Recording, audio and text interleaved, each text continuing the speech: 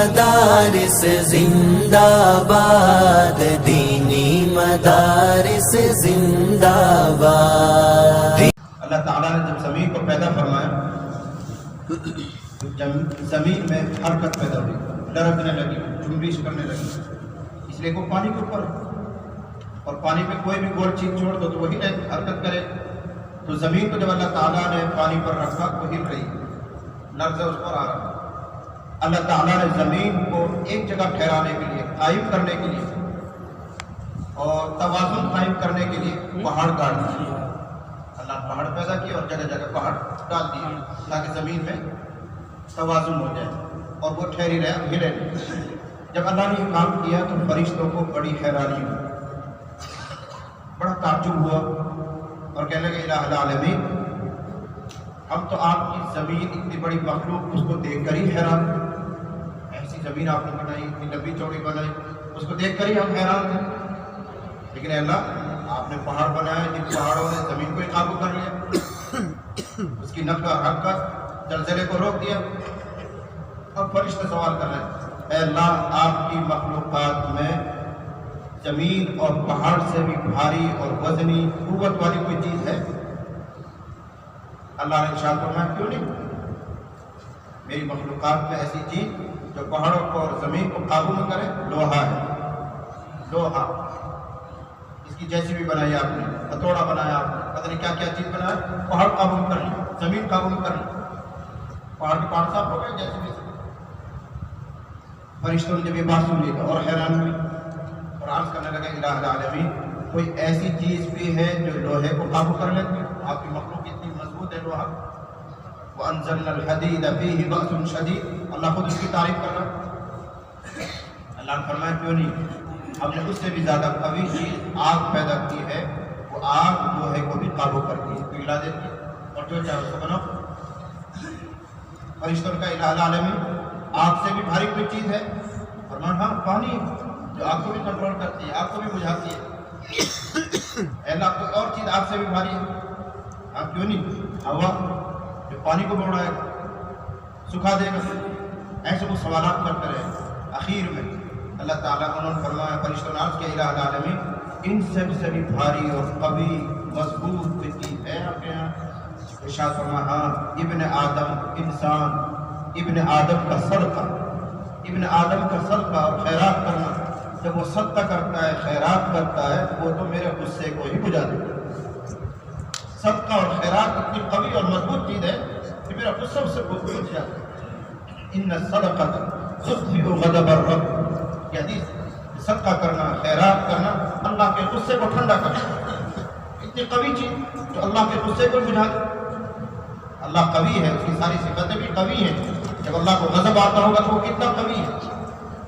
لیکن اللہ خود فرمائے ہاں ابن آدم کا صدقہ وہ ایسا ہے جو میرے غصے کو ٹھنڈا کرتا ہے۔ اور ایک اور حدیث میں آپ کو سناؤں، حدیث قدسی، جس کو پڑھ کر تو مجھے بہت ہی حیرانی ہوئی۔ اس کے لیے آپ ضابطہ سن لیں پہلے، اللہ کا ایک قانون ہے، اللہ کا ایک ضابطہ ہے، الجزاء من جنس العمل، یہ عربی زبان میں، یعنی جیسا عمل کرو گے اللہ اسی قسم کا بدلہ دیتا ہے۔ جیسا عمل کرو گے، جیسی نیکی کرو گے، اللہ تعالیٰ اسی قسم کا اجر، اسی قسم کا بدلہ اللہ تعالیٰ دیتا ہے، کہ اللہ کے قانون، اور اس کے لیے متعدد روایات دلیل میں پیش کی جاتی ہیں۔ مثلا آپ نے ارشاد فرمایا من ستر عن اخیہ سترہ اللہ یوم القیامہ، جو اپنے بھائی پر پردہ ڈالتا ہے، کل قیامت میں اللہ تعالیٰ بھی اس پر پردہ ڈالے گا۔ جیسے اس نے کیا اللہ نے اس کے ساتھ کیا۔ من یسر علی مؤسر یسر اللہ علیہ یوم القیامہ، جو کسی تنگ دست پر آسانی کرتا ہے، کل قیامت میں اللہ تعالیٰ اس پر بھی حساب کتاب میں، دوسرے معاملات میں آسانی کرتا ہے۔ یہ آسانی کرتا تھا، اللہ جواب میں آسانی کرتا ہے۔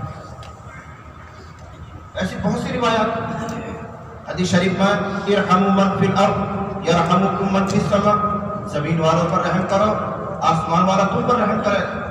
یہ کیا ہے؟ الجزاء من جنس العمل، جیسا کر رہے ہو مالک تمہارے ساتھ ویسے ہی کرنے والا۔ اس قانون کو، اس ضابطے کو نظر میں رکھ کر اب یہ حدیث قدسی میں یہ واقعہ آتا ہے کہ کوئی عورت اپنے گھر میں بیٹھے ہوئے کچھ کھانے کا ارادہ کر رہی اور ایسا لقمہ اٹھا کر منہ تک لیا اس نے، منہ میں ڈالا نہیں، منہ تک پہنچا، اور کسی بھکاری نے سائل نے آ کر دروازہ بجایا اور کہا اللہ کے نام پر مجھے کچھ دے دے۔ اتفاق یہ ہے کہ اس وقت گھر میں اس کے علاوہ کچھ نہیں تھا جو عورت کے سامنے پلیٹ پر رکھا ہوا۔ اس نے وہ جاتا ہوا لقمہ بھی واپس رکھا اور پلیٹ میں جو کچھ کھانے کی چیز تھی اللہ کے نام کا لحاظ کر کے اس بھکاری کو دے دیا۔ گویا عورت نے اپنے منہ کا لقمہ اللہ کے نام پر دے دیا۔ ایک واقعہ تب ہونے کو ہو گیا۔ کچھ دنوں کے بعد دوسرا واقعہ پیش آیا۔ اس عورت کا بچہ گھر کے باہر چھوٹا سا معصوم بچہ کھیل رہا تھا، جنگل سے ایک بھیڑیا آیا اور اس نے اس کے بچے کو منہ میں بھرا اور لے کر بھاگ۔ اب یہ عورت نے دیکھ لیا کہ میرا بچے کو بھیڑیا نے پکڑا، اب وہ دوڑ رہی، بھیڑیا میرا بچہ، بھیڑیا میرا بچہ، لیکن وہ جانور کیا سمجھے، اس کو تو خوراک ہاتھ لگی۔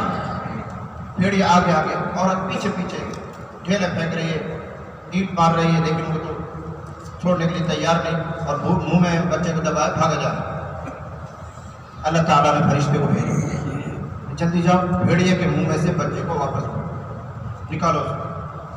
تو فرشتے کو آنے میں کتنی دیر لگتی، آنند فان فرشتہ نیچے آیا اور بھیڑیے کے منہ میں سے بچہ نکالا۔ فرشتے نے پوچھا اے اللہ اب کیا کروں، آپ کا جو حکم تو پورا ہو گیا، بھیڑیے کے منہ میں سے بچہ نکالے، اب کیا کروں؟ یہی سننے کی تھی۔ ارشاد فرمایا یہ بچہ واپس لے جاؤ، عورت کو دو اور یوں کہو کہ ایک دن تم نے اپنے منہ کا لقمہ میرے نام پر صدقہ کیا تھا، بھیڑیے کے منہ کا لقمہ ہم تجھے واپس کر دیں۔ یہ حدیث قدسی میں آیا ہوا الجزاء من جنس العمل، جیسے کرو گے ویسا بدلہ پاؤ گے۔ کسی کے ساتھ بھلائی کر رہے، احسان کر رہے، ہمدردی کر رہے، یہ ناممکن ہے کہ اللہ تعالیٰ آپ کے ساتھ ہمدردی نہ کرے۔ کیوں؟ اللہ کو غیرت آتی ہے کہ کسی اچھی صفت میں بندہ اللہ سے آگے بڑھے۔ یہ بندہ ہمدرد تھا، معاف کرنے والا تھا، درگزر کرنے والا تھا، لوگوں کی خبر گیری کرنے والا تھا، اللہ اس کے ساتھ ہمدردی نہ کرے تو گویا الیاذ باللہ، گویا یہ بندہ اللہ سے آگے بڑھ رہا ہے اس صفت میں، اللہ اس کو گوارا نہیں۔ اللہ اپنی تمام صفات میں سب سے بڑا، اللہ اکبر کا مطلب یہ، تو اللہ سخاوت میں بھی بڑا رہے گا، اللہ ہمدردی میں بھی بڑا رہے گا، اللہ رحم کرنے میں بھی بڑا رہے گا۔ کوئی بندہ لوگوں کے ساتھ رحم کا معاملہ کرے اور اللہ رحم نہ کرے تو یہ بندہ بڑھ گئے، اللہ پلٹ کر اس کے ساتھ وہ معاملہ کرے۔ تو یہ صدقہ اور خیرات مسجدوں میں، مدرسوں میں، مکتب میں طالبان علوم پر خرچ کرنا یہ اتنی بڑی دولت ہے، کوئی انسانیت کے ساتھ یہ ہمدردی ہے۔ ایک اور واقعہ حدیث قدسی میں آتا ہے، کسی علاقے میں کوئی بادشاہ تھا، اس کا مزاج اتنا اونچا کہ اس کے لیے الگ سے کھانا تیار ہوتا تھا اور جتنا اس سے کھایا جاتا تھا وہ اکیلا کھا لیتا تھا، جو بچتا کسی دوسرے کو کھانے کی اجازت نہیں تھی، سارا کھانا اٹھا کر پوڑی میں ڈال دینا۔ یعنی اس کا دماغ اتنا خراب کہ میرے کھانے میں کوئی ہمسر نہیں ہو سکتا، میرا شریک نہیں ہو سکتا، جیسا کھانا میں کھاؤں دوسرا نہیں کھائے۔ بچہ ہوا بھی نہیں دیتا تھا کسی، سارا سمیٹ کر اٹھا کر پوڑی میں ڈال دیا، یہ اس کا مزاج تھا۔ اسی بستی میں، اسی علاقے میں کوئی اللہ والا رہتا تھا، نیک بندہ رہتا تھا، جو قلاش، فقیر، گھر میں کوئی چیز نہیں تھی اور اس کا گزارا ہوتا تھا اسی کوڑی پر پڑے ہوئے اس کھانے میں۔ وہ روزانہ اپنے وقت پر آتا، بادشاہ کا پھکا ہوا کھانا اس کو ملتا تھا، اس کو اٹھا کر صاف ستھرا کر کے کھا لیا کرتا، اس طرح اس کا گزارا ہوتا۔ بادشاہ کا بھی انتقال ہوا اور وہ اپنے اعمال کی سزا میں جہنم رسید ہوا۔ یہ حدیث قدسی کا مضمون سنا رہا ہے۔ پھر مدتوں کے بعد اس اللہ والے کا انتقال ہوا، اس کے لیے جنت کا فیصلہ ہو رہا ہے، لیکن جاتے جاتے اللہ نے فرمایا تمہارے اوپر کسی کا کوئی احسان تو نہیں ہے، جنت میں جا رہے ہو اور کسی کا احسان تلے جاؤ، کسی کا کوئی احسان تو تمہارے اوپر نہیں ہے، اگر ہو تو ہم چکا دیں۔ اس نے غور کیا خوب اور کہنے لگا الہ العالمین، میرے اوپر آپ کے علاوہ کوئی احسان نہیں، میں تو فقیر آدمی، غریب تھا، محتاج تھا، میرے اوپر کسی کا کیا احسان ہے؟ بولا آپ کا ہی احسان ہے۔ اللہ نے یاد دلایا تمہارے کھانے پینے کا نظام کہاں سے ہوتا تھا؟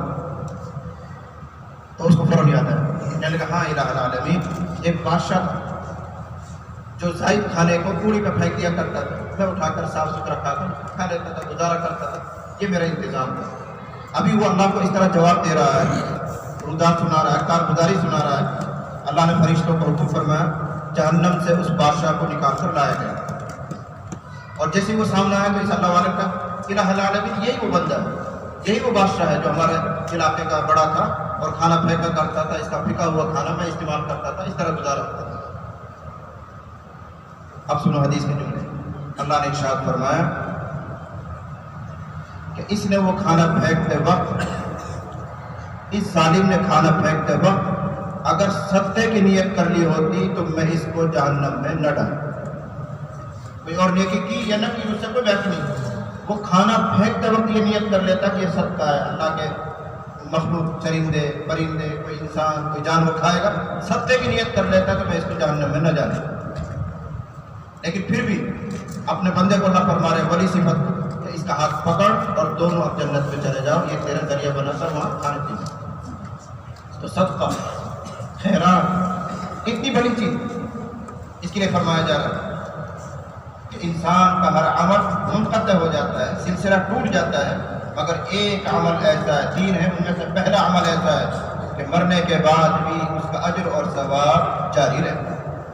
پہلی چیز یہ صدقہ جاری ہے، اس میں یہ سب شکل آئیں گی، مسجد کی تعمیر ہے، غریبوں کی مدد ہے، مکتب کی نگرانی ہے، دیکھ بھال ہے، خرچہ کرنا، یہ سب صدقہ جاری ہے اور اس کا اجر و ثواب ہے۔